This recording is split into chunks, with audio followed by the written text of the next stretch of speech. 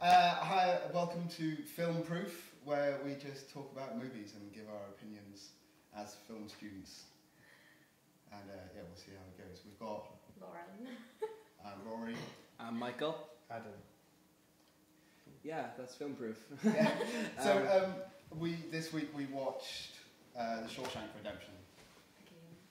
Again. Pretty simple one to start with, but we thought it was a good starting ground. It's highest Number rated one on IMDb. I'm number one on IMDb, which is controversial. But being the Godfather, so that's it's quite an achievement.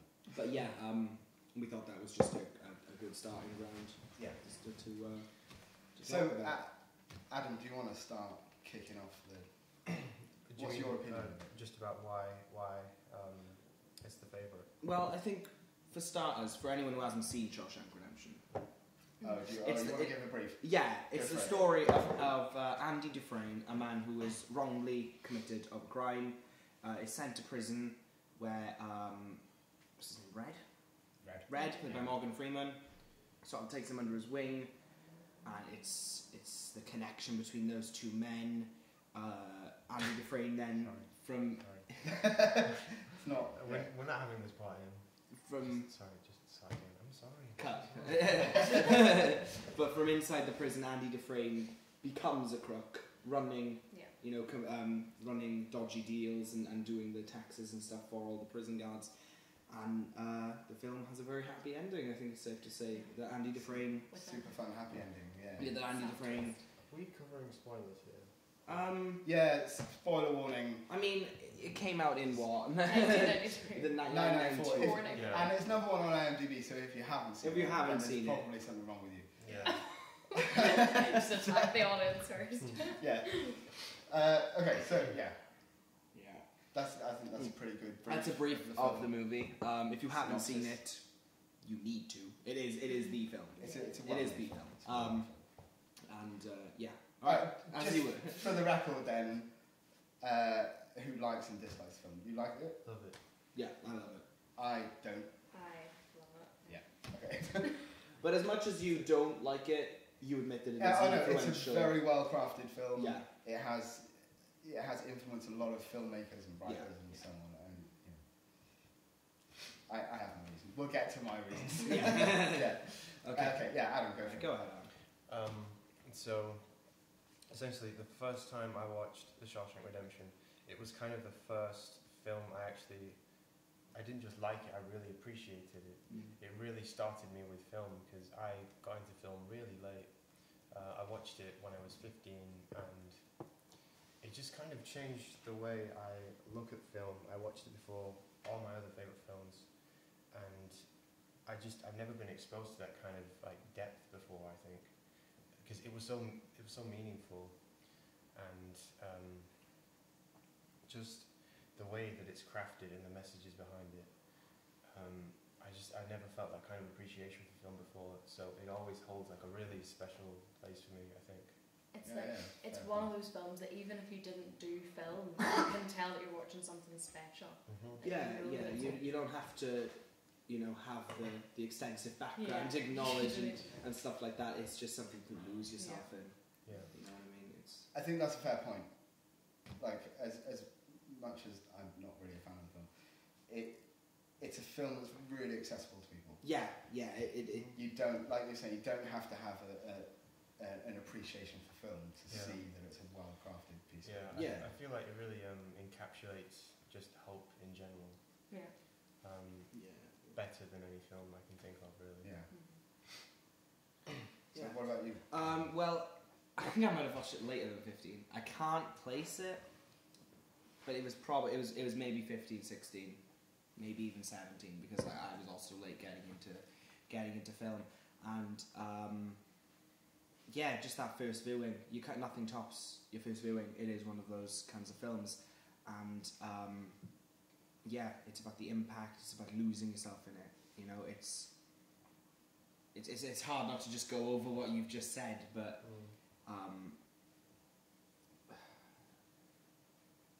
there's something about it that's just so intrinsically deep. I mean, again, I can't not use the same wording Adam's just used. The characters, every one of them, is in its own way so unique but so likable. You know, the character of Red is the only one who's willing to admit to his crimes, and that just makes him all the more endearing, all the more real, unique. You know, you got Brooks, the older gentleman. It's what's the name of the guy that comes in late into the film? Tommy Williams. The younger one, yes. You know, played by Gil. And then you've got your villain as well, the Warden, who is so well played. Yeah. Like, he's one of the most despisable characters.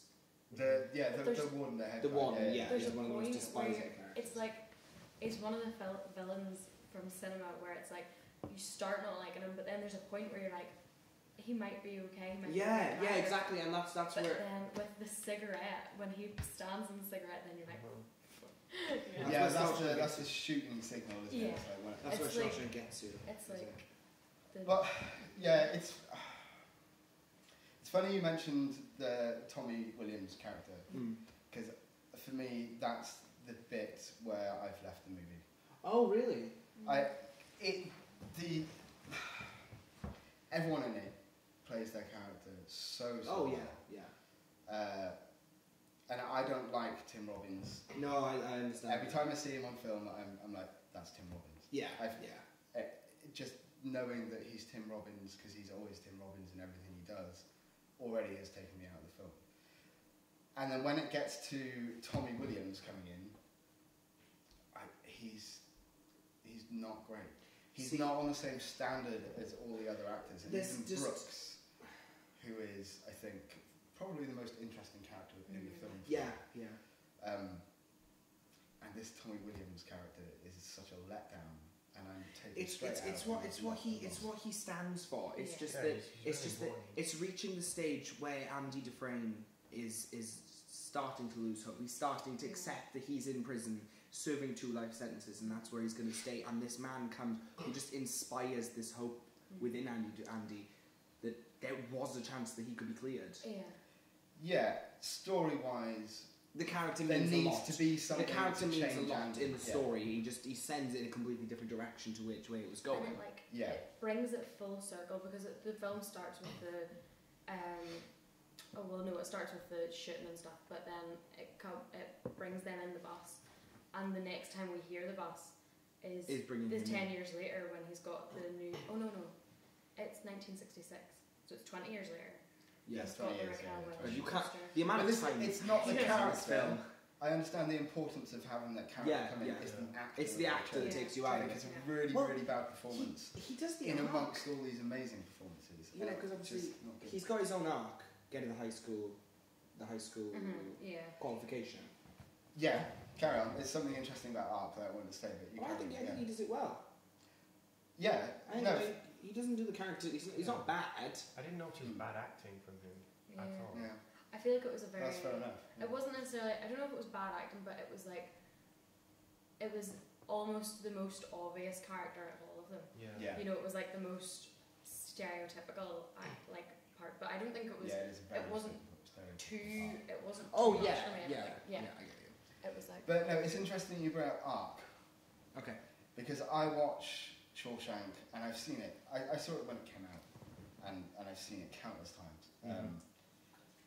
And I've always felt that there isn't really much of an arc for anyone. Ooh. Andy Dufresne, arguably the main character. It's Red, the main character. Ooh. But Red they both. He has a huge arc. Red has an arc. Huge arc. They both start and end as the same person. No. Red's out. Some of their actions are changed by the time period that they've been in there, but for the most part, there's no big character revelation. Red's outlook changes. Like his first parole attempt, and he says, "I'm a changed man." You know, he spouts these lines. You know what I mean? That he knows they want to hear. And then at the end of the film, when Andy's escaped, he says, "I don't know the meaning of the word rehabilitated." But is that a change in character? Because for me, every time I've watched that, that's not a change in character. It's just all the other parole meetings beforehand, he's gone through the motions of what he thinks he should say, and by the end, he's like, oh, I can't even bother to do this again. But that's all it is. It's not really a big character change. I don't feel like his character is really developed. He always feels to me, and so does everyone else, like the same person at the end of the film that they are at the beginning of the film. Well, I mean... And this is one of the problems I have with the film, is that I watch it and I'm a little bit bored because nothing seems to change. I don't feel like Andy changes. Well, they were in a prison, Rory. I know, they got out of prison, I know, I get that. But you know, that's kind of what they're trying to... I don't know if it's what they're going for, you know what I mean? But the idea that they are... The characters they stay in this prison for 20 years. Yeah. You know what I mean? That's how long the time passes in the film.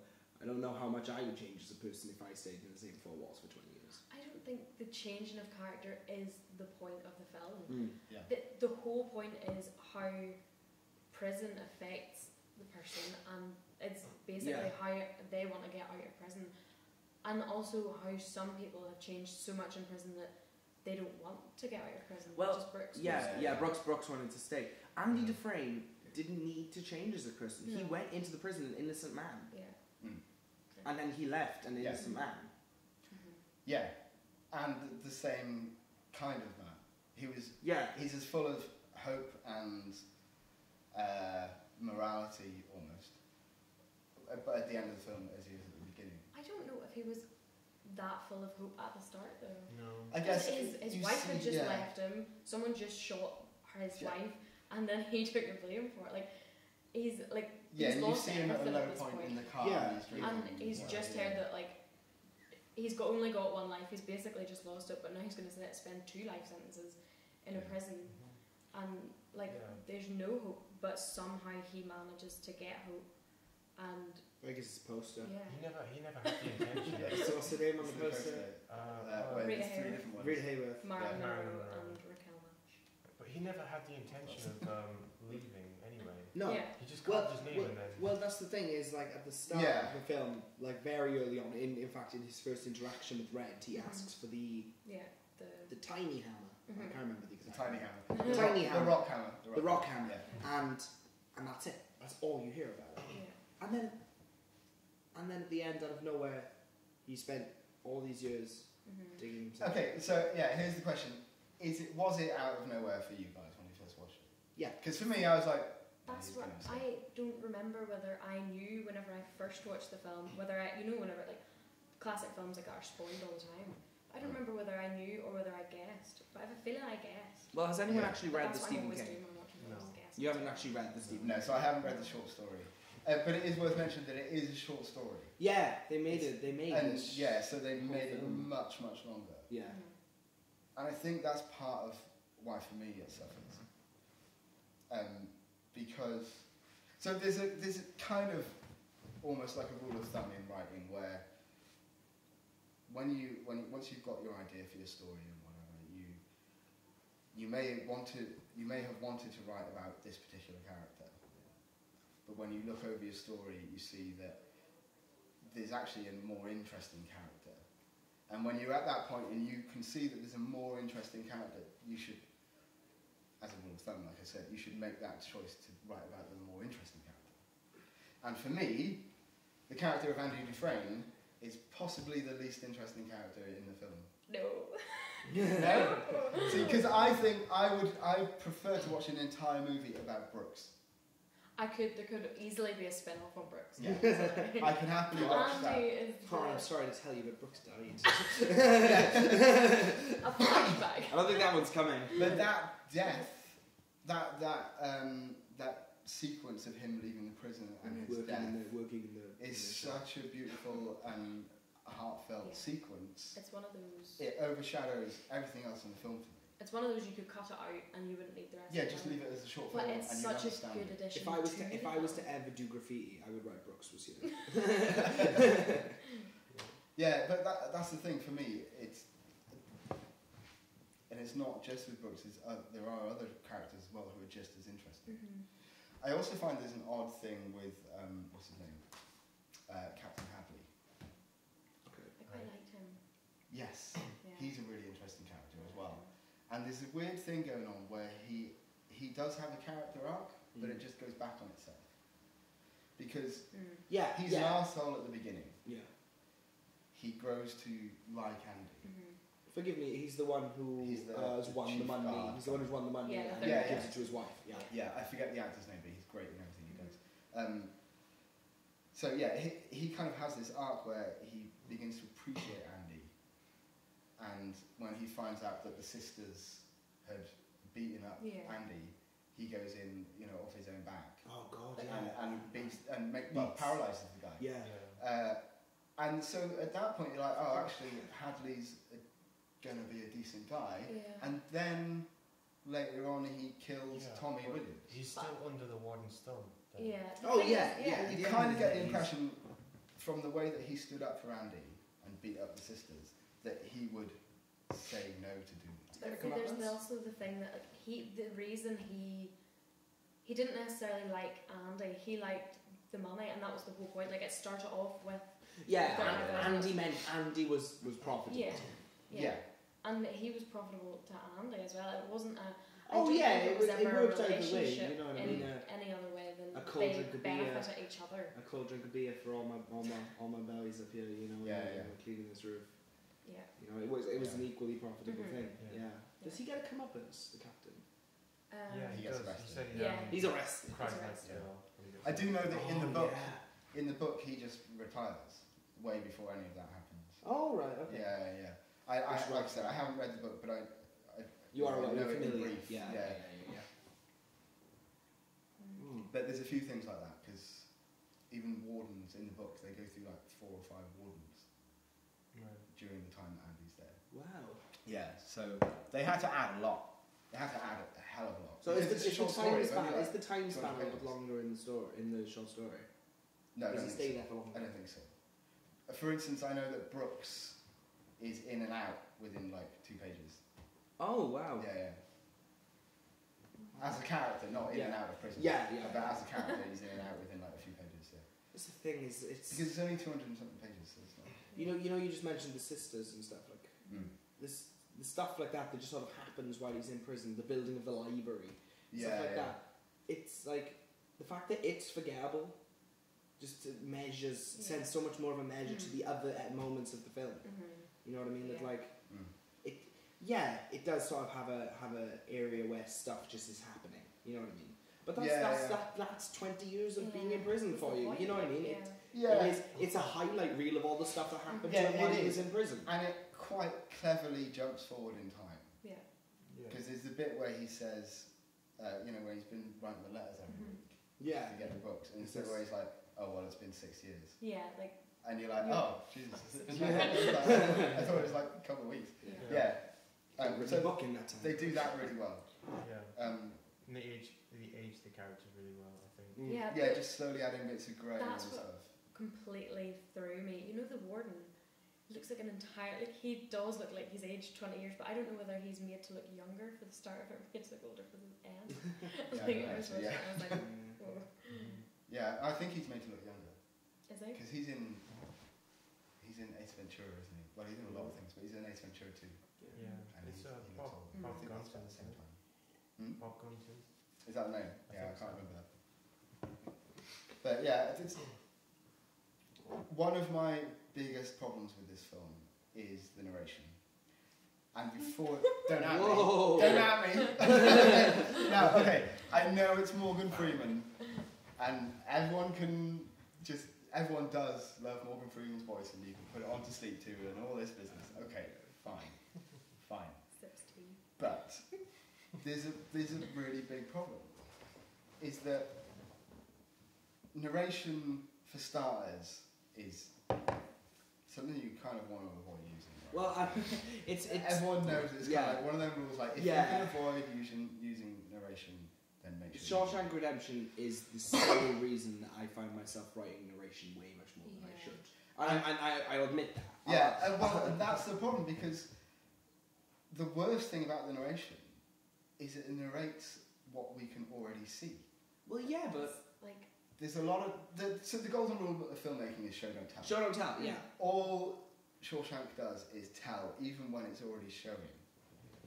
And well, yeah, I mean, for me, I'm like, let me enjoy this moment. I know we're seeing Andy Dufresne crawl through a pipe about Yeah. half a mile long. But it makes Why it is so that- much But better. Morgan Freeman Yeah. saying Andy Dufresne crawled Yeah. through a pipe of for nearly half a mile. Exactly, it makes it 10 times better. Because if I were to just see a guy climb through a pipe, I wouldn't be as excited as if Morgan exactly. Freeman narrated Oh, it to me. that's just Tim Robbins on a Tuesday Yeah. night, you know? Yeah, just do Robin. Why hasn't he got his dong out yet? Not that I want to see it. The monologue at the end, like we wouldn't have had that because Exactly. we wouldn't just say it in you know. Which one? The hope, the one about hope. The very last thing he says. Yeah. I hate that. Dude. Again, it's the problem with narration. Is that for me it's lazy filmmaking. No. So it's the problem. It's the problem with the Blade Runner theatrical release. Is that they went, you need to put narration in because no one understands what's going on, so they have to put narration in. Dark City, they were in the test screen. They were like, no one understands what's going on. You've got to put narration in. Ruined both those movies. So when the director's cuts came out and the narration was taken back out, everyone went, wow, that's much more interesting, much more engaging. Yeah. And it's the same with Shawshank. There's bits where visually it's telling you everything you need to know. And like I said, as great as his voice is, he's telling us what we're already seeing. Right. And it would have been better to spend more time on the visual aesthetic of that to tell the story Well, than to rely on thing- Morgan Freeman's voice. The thing is, the whole, well, I mean, from what I read, is it Frank Darabont? I don't know. Yeah. The director. The whole point, he wanted the narration because every Sunday while filming, he watched Goodfellas. Yeah, I read that. And he loved the narration in it, and that's why that was what inspired him to get it done. But it wasn't done after the filming, it was done before filming and then redone after filming. But it was used originally to keep the timing of each scene, and it was done. I don't know how you could. I can't imagine that film without it. I don't know if it would be as good. Do you not think? I think it'd be 10 times Yeah. better. Listen, I I mean, think I would enjoy it more. I can see where you're coming from because the sequence of Brooks, there's no narration for that. No, there is.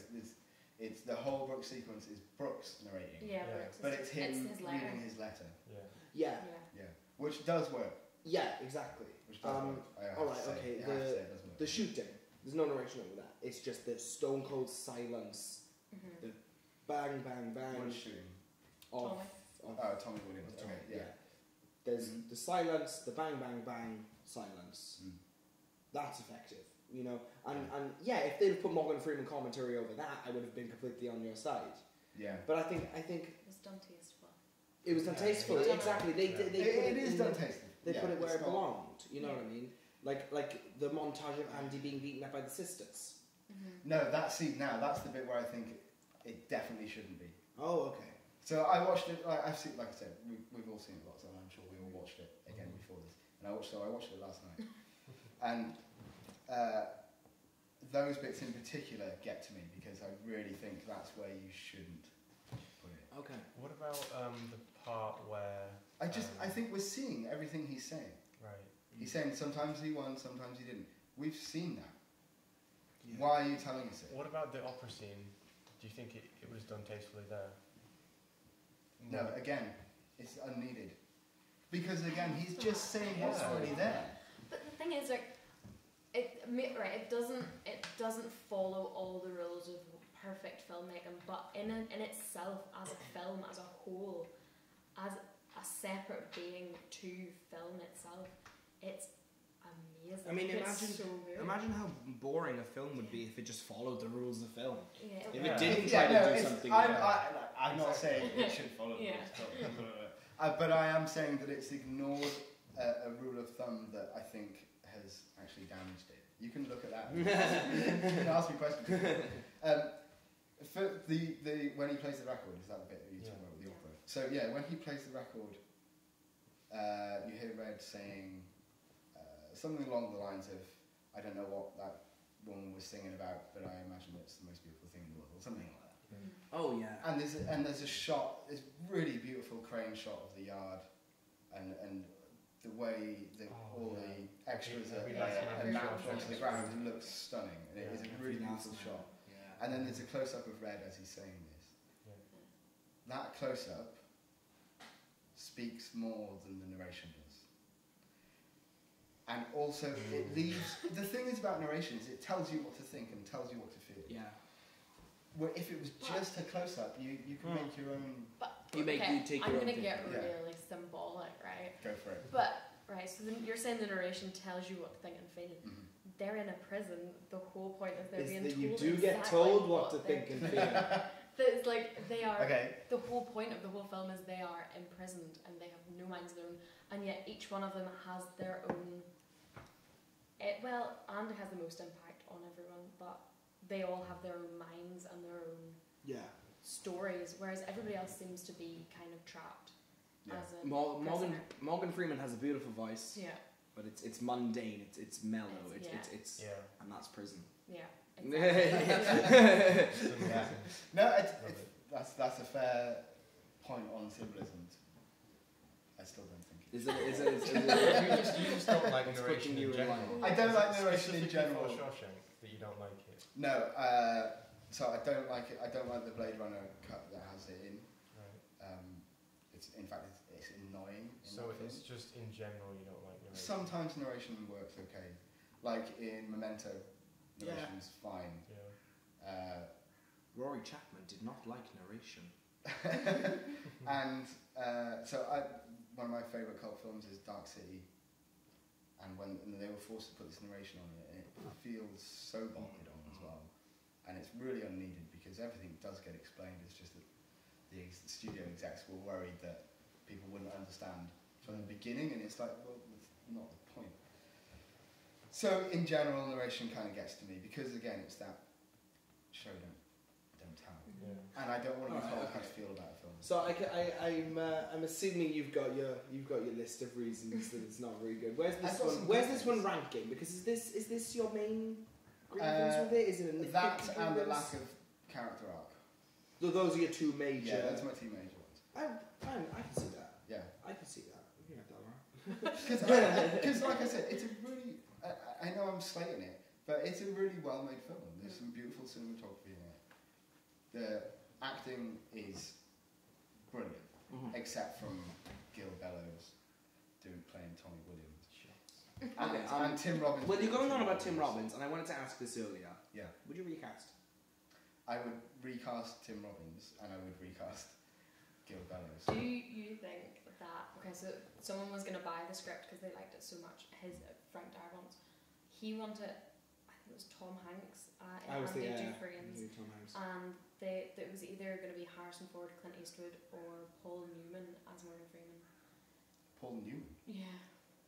Do you think any of those... Like, would you... No, I think... You can't replace Morgan Freeman. Morgan Freeman is iconic for the role. But the thing is... Oddly enough, the character in the book is a short ginger guy from Ireland. Yeah, that's why he says maybe I'm Irish. Yeah. And Andy Dufresne's character is like a short, dark-haired guy with glasses. Mm-hmm. Wow. Yeah. But that I don't care about. Because, to be honest, this is the other thing, is Stephen King, for me, I've never got on with his movie adaptations. Except for Kubrick's version of The Shining. Because I don't think he knows how to end a story. He starts off so well, and then inevitably they just kind of just...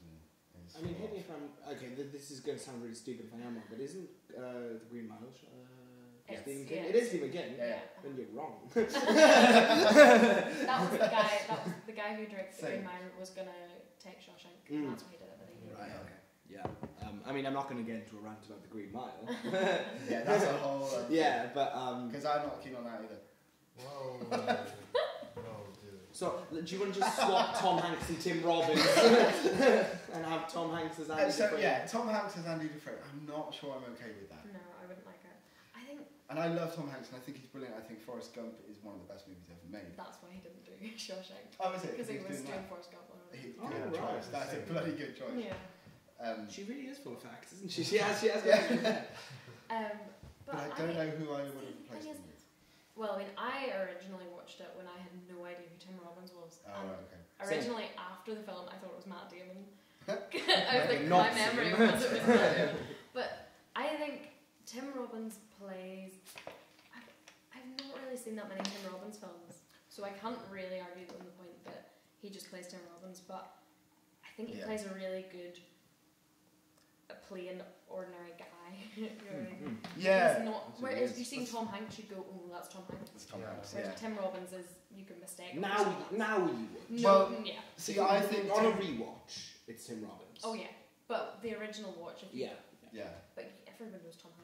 I think Tim Robbins is much better supporting character than he is a main character. I liked him as a main character.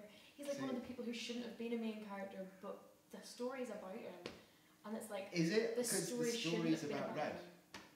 I don't think the story's about Red. Red doesn't Where change is that this much. coming from? The story's about Red. I can see it. Well, I can first of all, see it. it's from his perspective. I can He's see telling it. the story Yeah. of Andy He's- Dufresne. he- yeah, Andy it's- changed his Yeah. It's Red. But Andy yeah. Dufresne leaves, and So who do we stay with? We stay with Red. Yeah, because he's the guy telling Because the story. Red has to make it to Andy.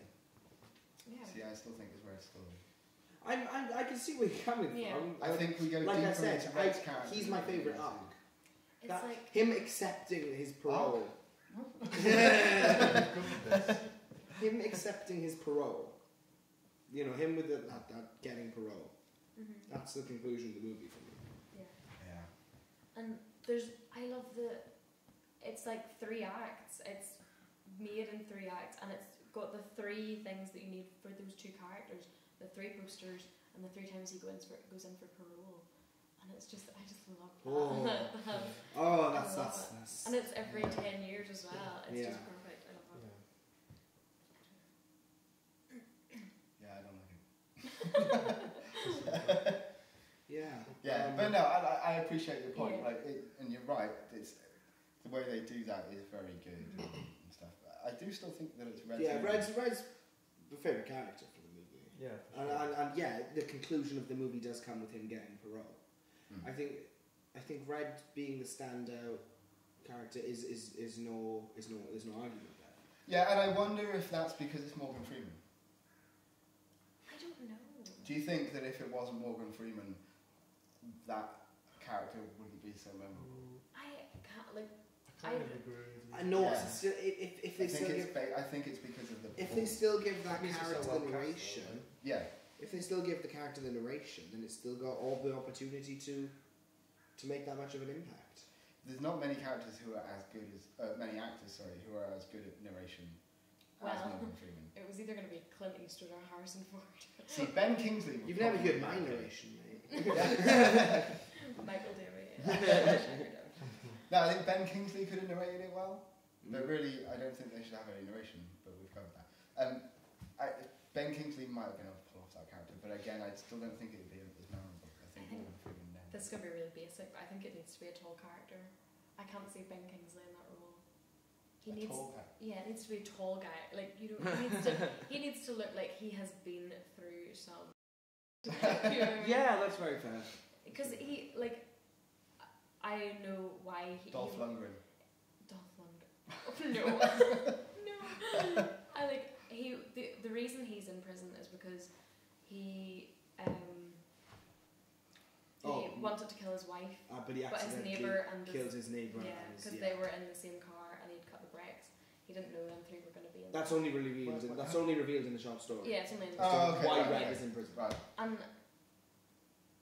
you don't need to know that. No. You don't need to know it. Well, no, he's the only one who's willing to Yeah. admit to his crime. And you He's can the tell. only one who's willing to admit. Yeah, you can tell that his crime Was scarred him. yeah. You know what I He's mean? the only one No, that's I'm truly gesturing to sorry. myself. It scarred me too. But Yeah. it's like, I don't know. I can't see anyone really playing it as good as him, No. regardless of the narration. Yeah. I can't see anyone. No, else. I kind of feel if they went for book accuracy, Yeah.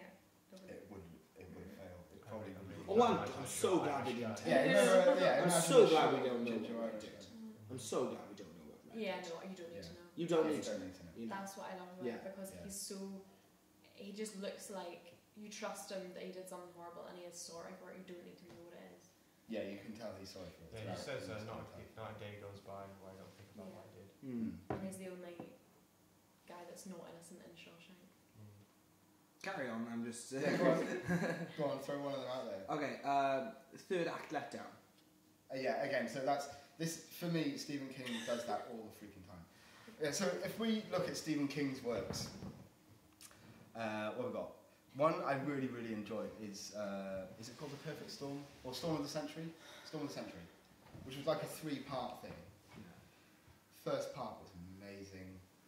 Second part was kind of okay, it's pretty good still. And then the third part is just, I can't even remember what it was because it was so bad, it's gone from my mind. Yeah.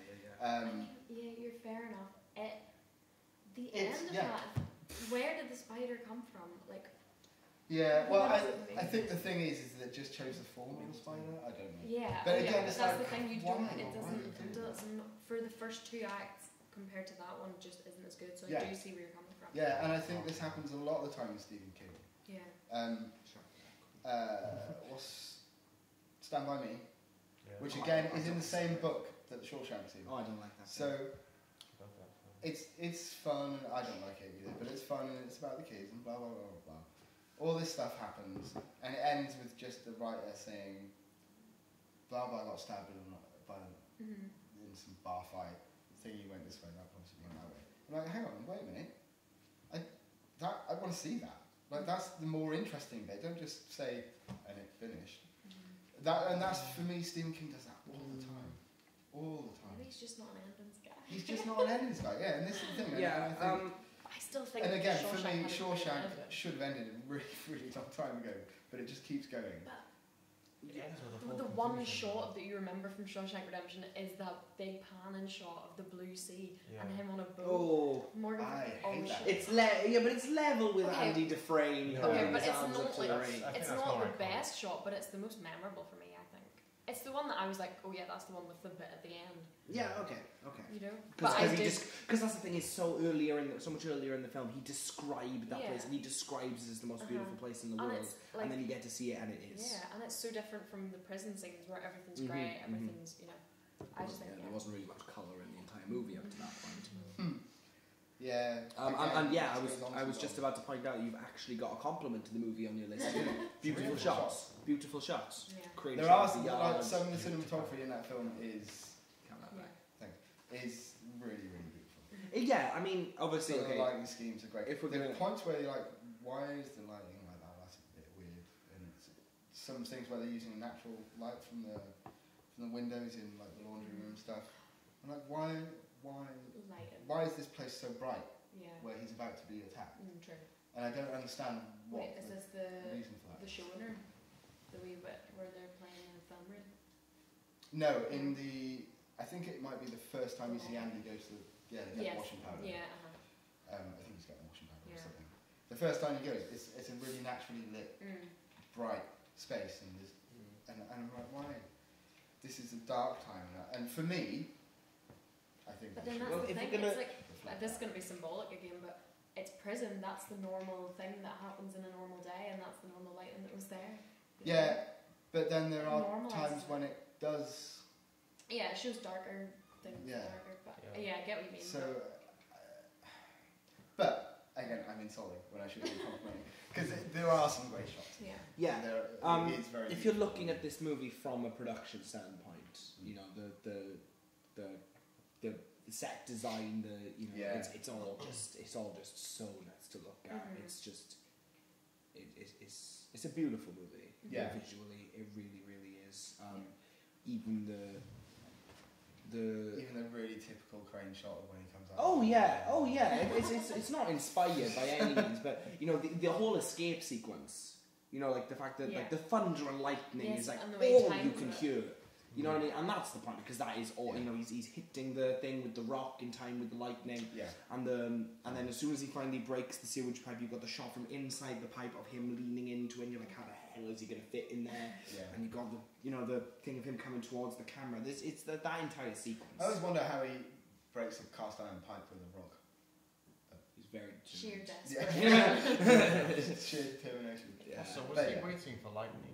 So that nobody hears the bang. So was he just waiting for a day where there was lightning? Yeah. I know, that's what because do they get weather reports in prison? I don't know. I've never been. Maybe we should go one day. The warden probably had it on a newspaper. Possibly, yeah. The library would have got newspapers. I loved the bit with the shoes.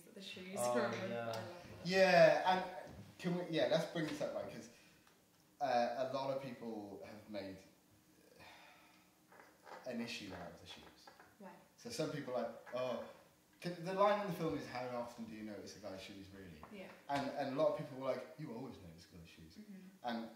And the other thing is, there's another thing people bring up about being a stupid plot point that's like a big hole. And I'm like, I don't care. Yeah.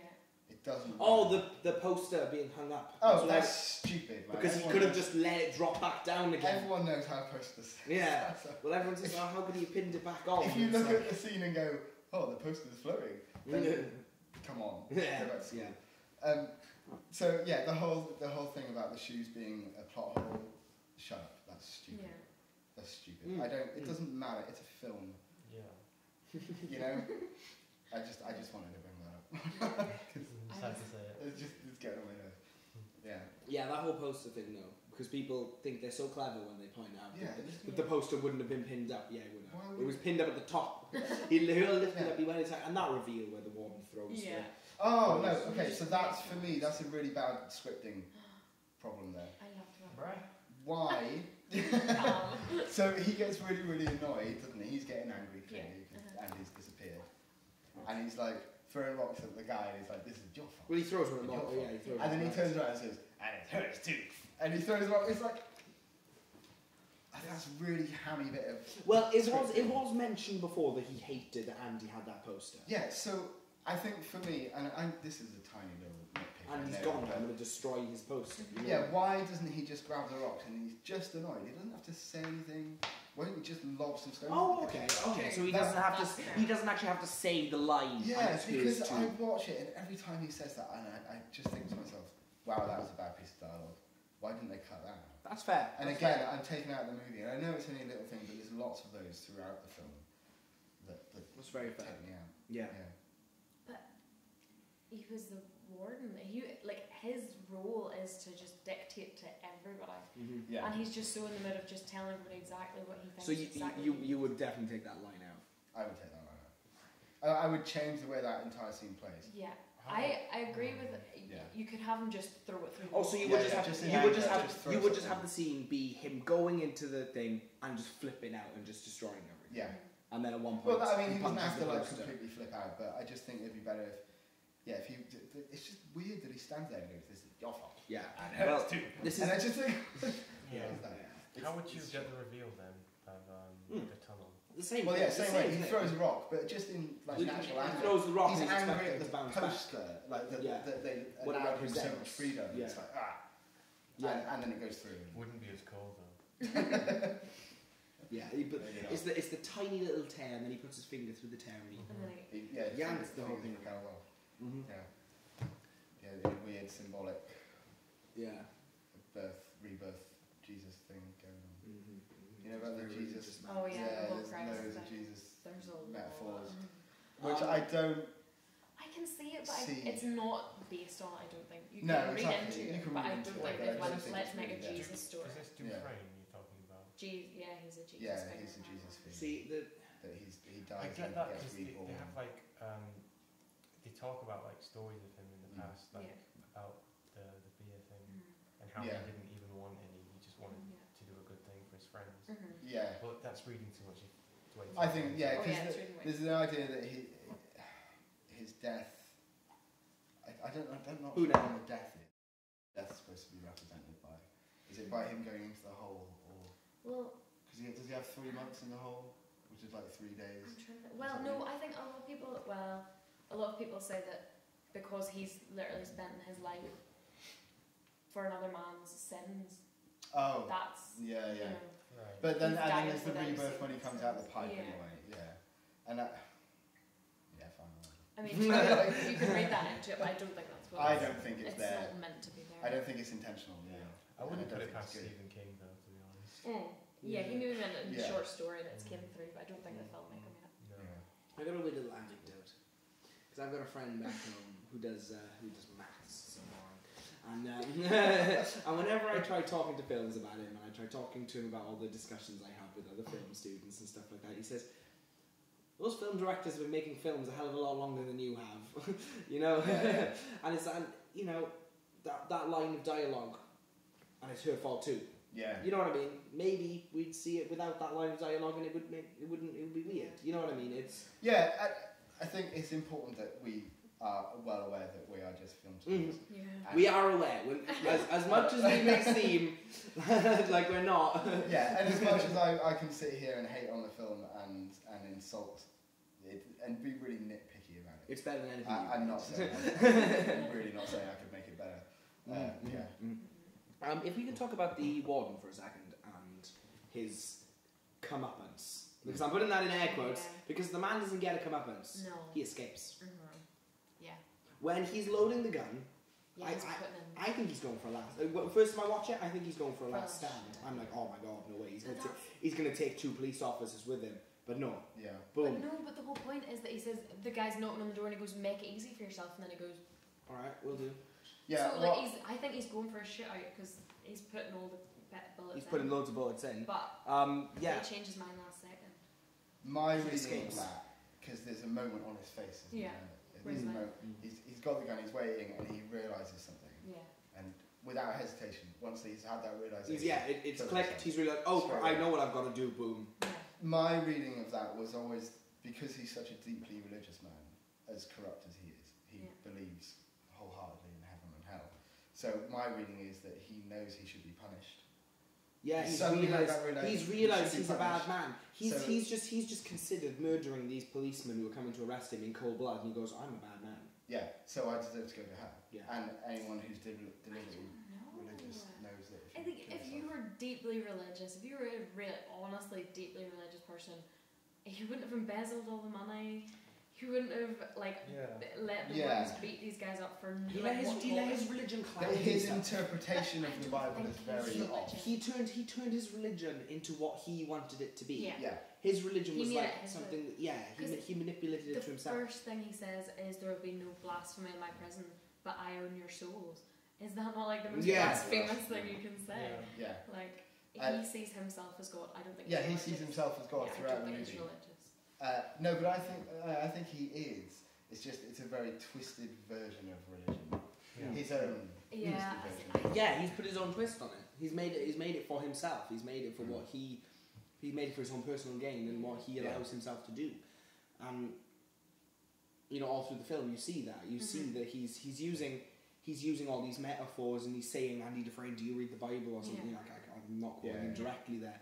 But, what's the quote? What's the Mark quote? Salvation. I don't know. Put the camera on Lauryn, she knows. Salvation was it. That was my favourite bit, and then when he opens it and he says salvation. That's because that's the... He wrote something else in it though.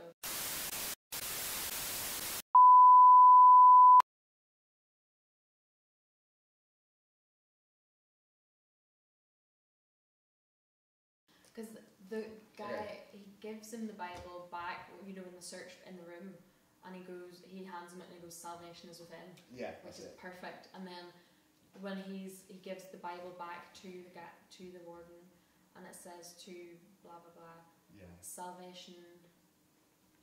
It says something like you were right. Salvation is within or something like that, and then he opens it. Perfect. But because the first time when he gives the Bible back, that's our foreshadowing. Yeah. It's really cryptic foreshadowing. Yeah. Yeah. So anyway, there we go. We're going to wrap it up. Unfortunately. We've gone on for longer than I'm sure we could go on for a lot longer. So tune in next time. We're going to talk about lots of other things, not just single films. A lot of these won't be just individual movies. We'll take actors, we'll take directors, we'll talk about our own personal experiences more. Yeah, cult films. We'll look at maybe a cinematography episode. Yeah, absolutely. Genres, lots of things.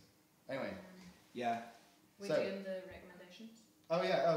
Quick recommendation.